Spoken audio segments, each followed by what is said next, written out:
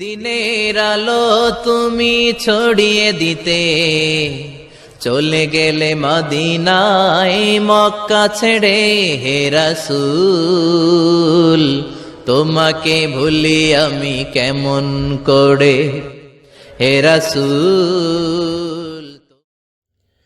বিসমিল্লাহির রহমানির রহিম। আসসালামু আলাইকুম রহমতুল্লাহি ওবরাকাতু।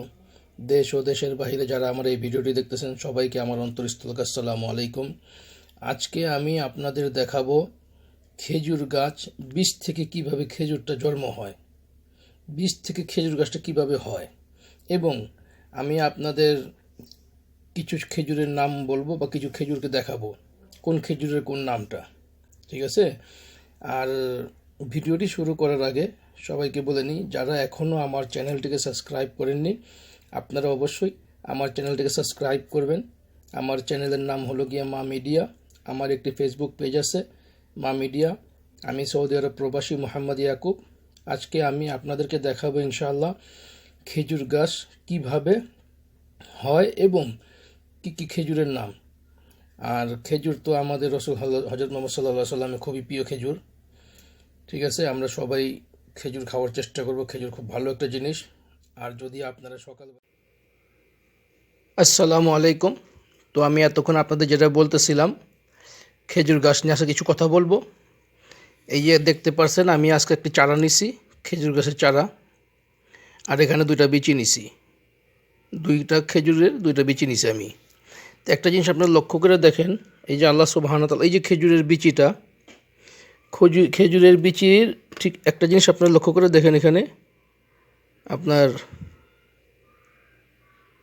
এই যে মাঝখানের যে কালো সাইডটা আছে না, এই কালো সাইডটা দিয়ে এখান দিয়ে প্রথমে আপনার গাছের গোড়াটা বেরোব।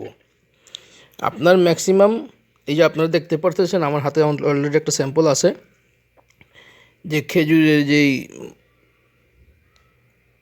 এই সাইড দিয়ে না, এই যে সাইডটা দেখেন প্রথমে একটা গোড়া বেরিয়েব। এই গোড়াটা এখন মোটামুটি আছে 5 ইঞ্চি, আমাদের বাংলা ভাষায় আছে 5 ইঞ্চি।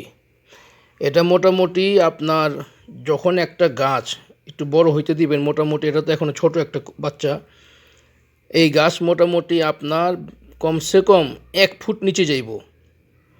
1 ফুট নিচে যাওয়ার পরে মাঝামাঝি সাইড থেকে দেখুন আগের এই যে বিচিটা সম্পূর্ণ গোড়াটা নিচে লয়ে গেছে, নিচে লয়ে যাওয়ার মাঝামাঝি সাইড থেকে এই যে মাঝামাঝি থেকে এখান থেকে তারপরে আপনার গাছটা বাই করছে।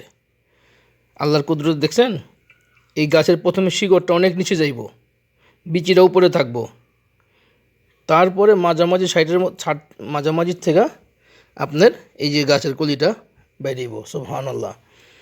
এটা হইল গিয়া খেজুর গাছ হওয়ার যে নিয়মটা আমি আপনাদের বলছি। নিয়ম কি মানে এটা আল্লাহর কুদরতি আর কি। প্রথমে আগে গোড়াটা নিচে যাইব, তারপরে উপরের দিকে আপনার এই গাছটা বের হবে। আর এই গাছটা এত শক্তিশালী, এত মজবুত যে মানে আপনার একটা গাছ সাধারণভাবে উঠানোর ক্ষমতা কেউ নাই। এটা গাছের গোড়াটা একেবারে কাইটা তারপরে এটা সৌদি আরবের সরকার অন্য অন্য জায়গায় স্থান পরিবর্তন করে। তো খেজুর গাছ সহজে মরে না। আর এখানে আমার কাছে দেখতেছেন যে আমি প্রায় 7 আইটেমের খেজুর নিছি, আমি আপনাদেরকে দেখাইতেছি। এই যে এটা দেখতেছেন যে বড় বড় খেজুর, এটার নাম হইল গিয়া শেগেই, আরবিতে বলা হয় শেগেই। তারপরে এটা দেখতেছেন যে এটার নাম বলা হয় আপনাদের আরবিতে ভাষায় সাল্লাই। তারপরে এটা যে দেখতেছেন খেজুর, এটার নাম হইল গিয়ে সুক্কারি। এটা মোটামুটি আরব দেশের নর্মাল আজ প্রবাসীরাও জানে সুক্কারি। আর এটা দেখতেছেন যে এটার নাম হইল গিয়ে এখলাস। এখনও তো খেজুরের সিজন শেষ, তো আমার কাছে যেগুলো ছিল আমি আপনাদের দেখাইতেছি। এটার নাম হইল গিয়া এখলাস। আর এটা দেখতেছেন যে এটা আমাদের ভাষায় কেউ বলে আপনার মরিয়ম খেজুর, ঠিক আছে, এটাকে বলা হয় মরিয়ম খেজুর।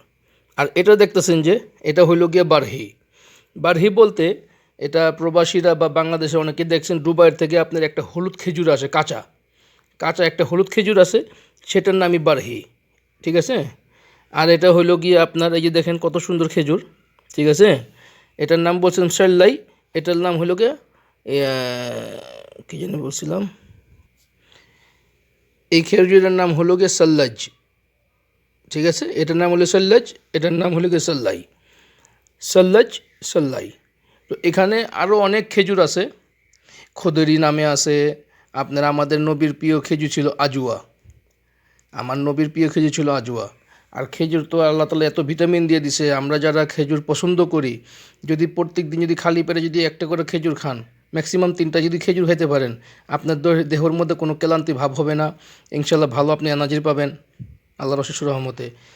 আর আপনারা যারা আমার এই ভিডিওটিকে ভালো লাগে, যদি আপনাদের আমার ভিডিওটা ভালো লাগে, কমেন্ট বক্সের মধ্যে আপনারা লিখবেন আল্লাহু আকবার, তো আমার কাছে ভালো লাগবে। আর ভিডিও যদি আপনাদের ভালো লাগে একটা লাইক অবশ্যই দিবেন।